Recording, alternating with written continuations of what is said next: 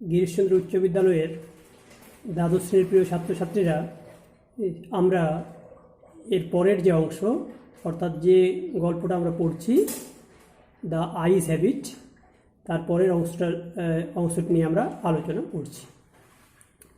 দেখো, এরপর আছে yet I was prepare to sit there for almost any length of time just to listen to her talking. I was prepared, আমি প্রস্তুত ছিলাম, to sit there for almost any length of time, যতক্ষণ হোক না কেন ততক্ষণ পর্যন্ত আমি সেখানে বসে থাকতে প্রস্তুত ছিলাম। কিসের জন্যে? Just to listen two are talking, সেই মেয়েটির কথা শোনার জন্য। এরপর হচ্ছে her voice had the sparkle of a mountain stream. তাহলে তার কণ্ঠস্বরটা কেমন ছিল? না, তার কণ্ঠস্বরটা ছিল হ্যাড দ্য স্পার্কেল, স্পার্কেল মানে হচ্ছে লাইভলিনেস, উচ্ছলতা। কিসের উচ্ছলতা? Of a mountain stream. Stream মানে হচ্ছে পাহাড় থেকে নেমে আসা ছোট নদী বা পাহাড়ি ঝর্ণা। তাহলে সেই মেয়েটির কণ্ঠস্বর কেমন ছিল? না, পাহাড় থেকে নেমে আসা ছোট নদী বা পাহাড়ি ঝর্ণার মতো উচ্ছলতা সেই মেয়েটির কণ্ঠে ছিল। As soon as she left the train, she would forget our brief encounter. But it would stay with me for the rest of the journey and for some time after. এরপর ন্যারেটর মনে মনে ভাবছেন যে যখনই সেই মেয়েটি has C left the train, অর্থাৎ যখন সেই মেয়েটি সেই ট্রেন ছেড়ে চলে যাবে, সে যখন এই ট্রেন থেকে নেমে যাবে, she would forget our brief encounter, সে ভুলে যাবে our brief encounter। তাহলে এখানে ব্রিফ মানে হচ্ছে for a short span of time, অর্থাৎ খুব ক্ষণস্থায়ী। আর এনকাউন্টার অর্থ হচ্ছে সাডেন মিটিং, অর্থাৎ হঠাৎ যে সাক্ষাৎ বা আলাপ। তাহলে এই যে আমাদের মধ্যে একটা হঠাৎ করে আলাপ বা সাক্ষাৎ হয়েছে, সেটা সেই মেয়েটা ভুলে যাবে। অর্থাৎ এই যে স্বল্পক্ষণের বা এই যে ক্ষণস্থায়ী আমাদের মধ্যে একটা আলাপ বা সাক্ষাৎ হয়েছে, সেটা সেই মেয়েটি ভুলে যাবে। But it would stay with me for the rest of the journey, কিন্তু এই যে এই আলাপের বা এই সাক্ষাতের যে স্মৃতি, সেটা স্টে মানে থেকে যাবে, উইথ মি আমার সঙ্গে, for the rest of the journey, অর্থাৎ অর্থাৎ আমার যাত্রাপথের বাকি অংশ, এই যে সাক্ষাতের যে স্মৃতি, সেটা আমার মধ্যে থেকে যাবে। And for some time after, এবং হয়তো এরপরেও আবার কিছুদিনের জন্য সেটা থেকে যাবে, এই যাত্রার বা এই যে সাক্ষাতের যে স্মৃতি সেটি। এরপর the engines wheels shrieked, the carriage wheels changed their sound and rhythm, the girl got up and began to collect her things। কি হলো এরপর? না, দ্য ইঞ্জিনস হুইসেল shrieked, অর্থাৎ এখানে যে ইঞ্জিনের যে বাঁশি, সেটা শ্রিক্ট মানে হচ্ছে তীক্ষ্ণ আওয়াজে বেজে উঠল। The carriage wheels change their sound and rhythm, এবং সেই যে ট্রেনের চাকা, সেই ট্রেনের চাকাটা কী হলো? না, change their sound and rhythm, অর্থাৎ সেই ট্রেনের চাকাগুলো কি না, সেই সাউন্ড মানে শব্দ এবং রিদিম ছন্দ। তাহলে ছন্দ এবং শব্দের একটা পরিবর্তন ঘটতে লাগলো। কিসের? না, ট্রেনের চাকাগুলো। অর্থাৎ কি হচ্ছে? না, ট্রেনটা আস্তে আস্তে স্টেশনে ঢুকছে। কোন স্টেশন? সাহারানপুর স্টেশনে ট্রেনটা আস্তে আস্তে ঢুকছে। তারপর কি হলো? না, the girl got up and began to collect her things. এরপর সেই মেয়েটি তার আসন ছেড়ে উঠল এবং তার জিনিসপত্রগুলো কালেক্ট করলো বা গুছিয়ে নিল। এরপর হচ্ছে I wonder if she wore her hair in bun or if it was plaited, perhaps it was hanging loose over her shoulders, or was it cut very short। এরপর দেখো, এরপর ন্যারেটর সে ভাবছে, তাহলে সেটা অনুমান করছে, গেস করছে যে if she wore her hair in bun, অর্থাৎ মেয়েটি হয়তো খোপা দিয়ে চুল বেঁধেছে।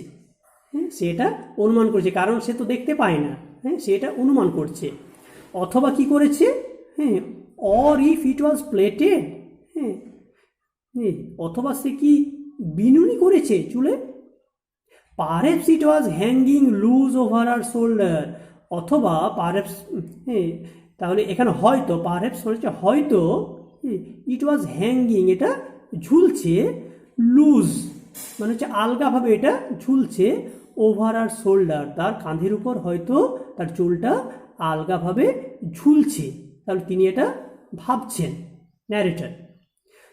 Or was it cut very short, অথবা হয়তো কি না ছোট করে চুলগুলো কাটা হয়েছে, সে ছোট করে চুলগুলো কেটেছে, তাহলে এটা ন্যারেটর ভাবছে তার চুল সম্পর্কে। তারপর হচ্ছে the train drew slowly into the station, এরপর আস্তে আস্তে ট্রেনটা কি হলো না স্টেশনে ঢুকলো, কোন স্টেশন না সাহারানপুর স্টেশন, যেখানে সেই মেয়েটি নেমে যাবে যে স্টেশনে সেখানে ট্রেনটা ঢুকলো। Outside there was the shouting of porters and vendors and a high-pitched female voice near the carriage door. That voice must have belonged to the girl's aunt.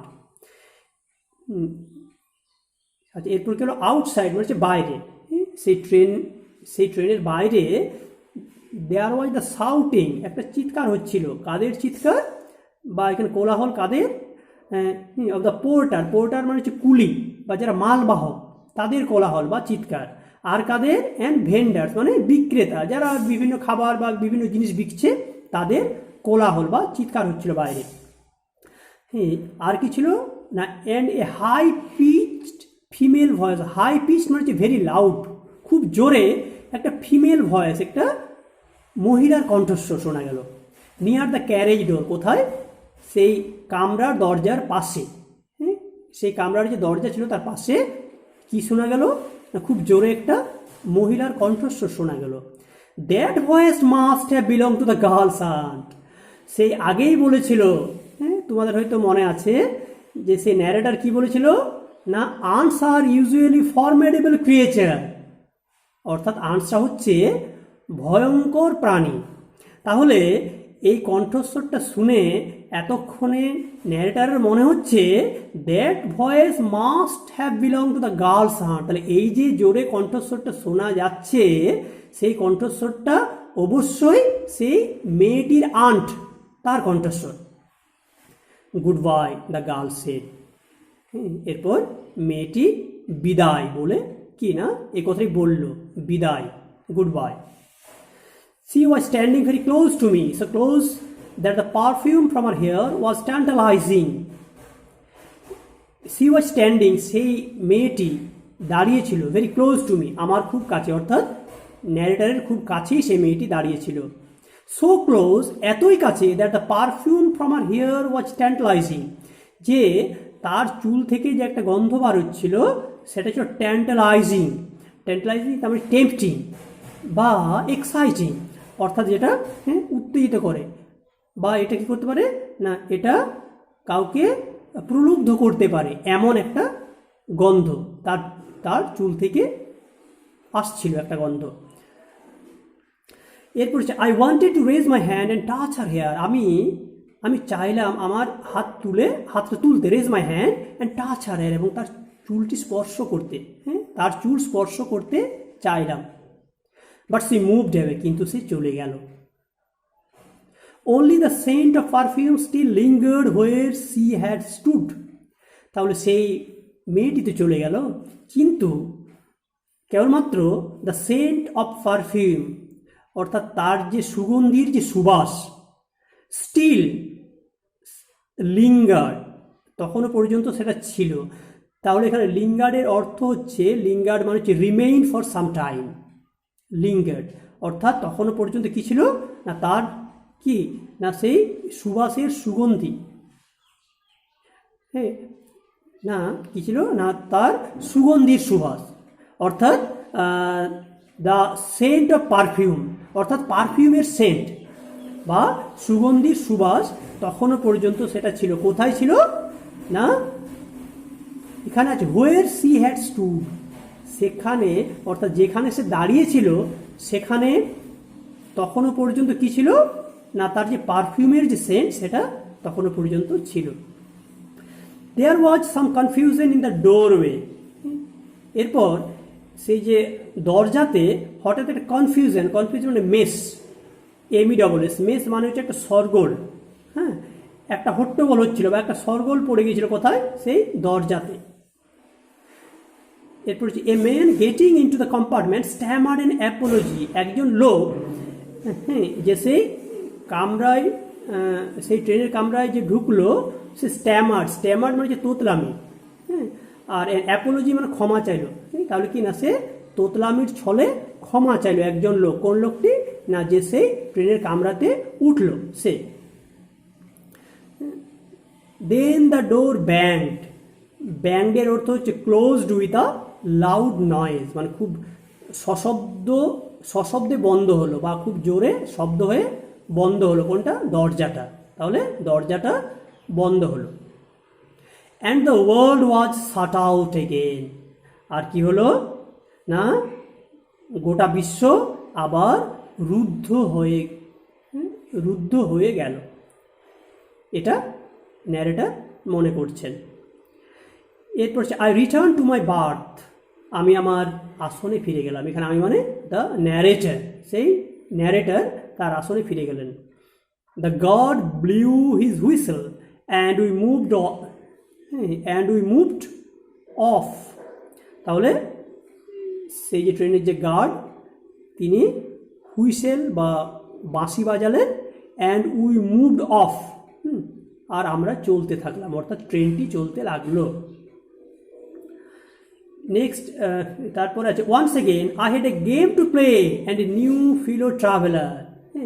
এরপর সেই ন্যারেটার ভাবছে যে I had a game to play, হ্যাঁ, once again মানে কি করব, আমি আবার আরেকটি খেলার সুযোগ পেয়ে গেলাম। অর্থাৎ আগে সে একটা খেলা খেলেছিল, সেই কার সাথে, সেই মেয়েটির সাথে, তাহলে সে আবার একটি খেলার সুযোগ পেয়ে গেলাম, এটা ন্যারেটার বলছে। হ্যাঁ, and a new fellow traveller, এবং কি পেলাম না, একজন নতুন সহযাত্রী আমি পেয়ে গেলাম, আমি আরেকবার একটি খেলার সুযোগ পেলাম। ব্যাস, এরপরের অংশ এরপরের ভিডিওতে।